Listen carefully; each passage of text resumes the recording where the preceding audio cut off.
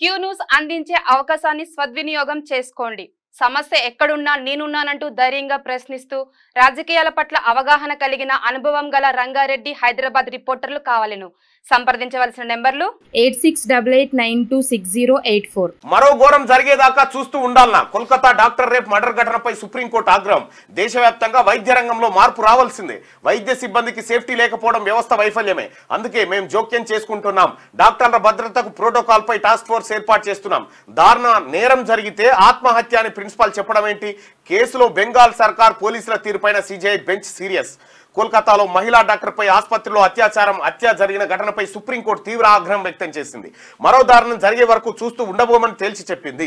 Right, దయచేసి morning news చూస్తున్నటువంటి మిత్రులారా ఈ లైక్ బటన్ని ఖచ్చితంగా మీరు క్లిక్ చేయండి.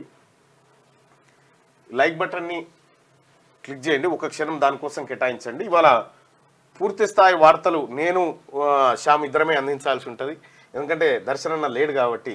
దయచేసి ఈ లైక్ బటన్ని క్లిక్ చేయండి, అలాగే ఈ షేర్ బటన్ క్లిక్ చేసి మీ వాట్సాప్ గ్రూప్లలో కూడా ఈ లింక్ను షేర్ చేయాల్సిందిగా మీ అందరికీ రిక్వెస్ట్ చేస్తా ఉన్నాం. ఒక్క క్షణం దానికోసం కేటాయించండి. రైట్గా దేశవ్యాప్తంగా దవాఖానాల్లో వైద్య సిబ్బందికి భద్రతా సవలతులు లేకపోవడం వ్యవస్థ వైఫల్యమేనని ఆందోళన వ్యక్తం చేసింది. ఈ పరిస్థితిలో మార్పు రావాల్సిందేనని అందుకే తాము జోక్యం చేసుకుంటున్నామని వెల్లడించింది. ఆసుపత్రుల్లో వైద్య సిబ్బంది భద్రతకు ప్రోటోకాల్ రూపొందించడం కోసం 10 మంది సభ్యులతో నేషనల్ టాస్క్ ఫోర్స్ NTF ను ఏర్పాటు చేస్తున్నట్టు ప్రకటించింది. ఈ టాస్క్ ఫోర్స్ 2 నెలల్లోపు ఫైనల్ రిపోర్ట్ ఇవ్వాలని తెలిపింది. సుప్రీంకోర్టు డైరెక్ట్ ఇన్వాల్వ్ అయిపోయింది కోల్కతా రేప్ ఘటన పైన. సో ఇది ఏది మరో ఘోరం జరిగేదాకా చూస్తూ ఉండాలనా అనేటువంటి వ్యాఖ్యలు చేసి సుమోటోగా కేసు స్వీకరించి దానిపైన సిబిఐ ఎంక్వైరీ జరుగుతూ ఉంది. సో దేశంలో ఉన్నటువంటి డాక్టర్ల పైన ఏది ఒక డాక్టర్ల భద్రత పైన ఒక టాస్క్ ఫోర్స్ కమిటీని వేసి వాళ్ళ భద్రత ఎలా ఉండాలి, వాళ్ళ ప్రోటోకాల్ ఎలా ఉండాలనేది నిర్ణయం తీసుకోబోతా ఉంది సుప్రీంకోర్టు. ఈ ఆదేశాలను పాటించాలని రాష్ట్ర కేంద్ర ప్రభుత్వాలను కూడా సూచించబోతా ఉంది.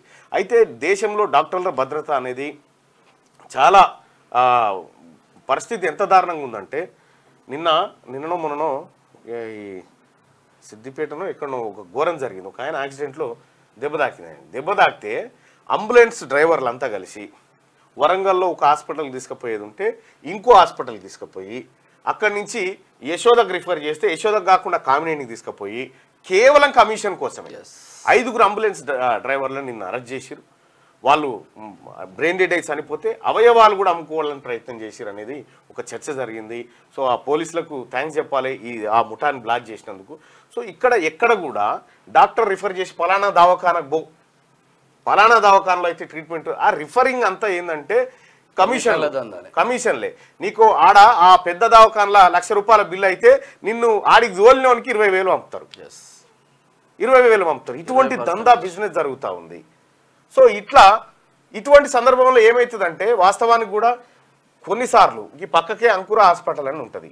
ఇక దాన్ని మించిన హాస్పిటల్ ఇంకోటి లేదు. ఇక దోపిడీలో ఏమి ట్రీట్మెంట్ కాదు, కానీ అందులో ఉంచి తీసుకపోయినందుకు లక్షల బిల్లులు వేస్తూ ఉంటారు. వీడికి వచ్చి మొత్తుకుంటూ ఉంటారు పబ్లిక్ అంతా. చాలా హాస్పిటల్స్ పరిస్థితి ఇదే. అందుకోసమే ప్రైవేట్ హాస్పిటల్స్లో జరిగేటువంటి ఘోరాలు నేరాలు ఏవైతే ఉన్నాయో వీటన్నిటికీ ఆ యాజమాన్యాలు కారణమవుతూ ఉంటాయి. కొన్నిసార్లు ఆ డాక్టర్లు ఏం చేయగలుగుతారు? వాస్తవానికి డాక్టర్ నిర్లక్ష్యం కారణంగా చనిపోయినట్టు. కానీ ఏ డాక్టర్ కూడా ఎవరిని చంపాలనుకోడు, ఒకరిని బ్రతికించాలన్న ప్రయత్నమే చేస్తాడు తప్ప చంపాలనేటువంటి ప్రయత్నం చేయడు. సో అట్లా ఇటు పేషెంట్స్కి రోగుల బంధువులకు అవగాహన లేక ఒకటి, రెండోది అటు యాజమాన్యం చేసేటువంటి ఒత్తిడి కారణంగా డాక్టర్లు నలిగిపోయేటువంటి పరిస్థితి ఉంది. ఈ అంశం ఒకటైతే కోల్కతా రేప్ ఘటన పైన డాక్టర్లకు భద్రత లేదనేటువంటిది వాస్తవం. అన్ని రకాలుగా భద్రత లేదు. ఒక ఫీమేల్ అనే కాదు, మేల్ డాక్టర్లకు కూడా భద్రత లేనటువంటి పరిస్థితి.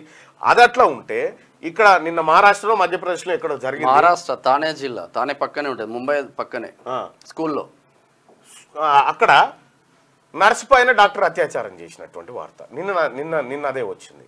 సో ఈ రకంగా మల్టిపుల్గా జరుగుతూ ఉన్నాయి. దీనిపైన ముందే మన కాడ డాక్టర్లు ఉండరు, డాక్టర్లు సరైన ప్రజలకు సరిపడా డాక్టర్లు ఉండరు, ఆ రిక్రూట్మెంట్ ఉండదు. కాబట్టి సో ఈ వైద్య వ్యవస్థను పూర్తిగా ప్రక్షాళన చేయాల్సినటువంటి అవసరం ఉంది.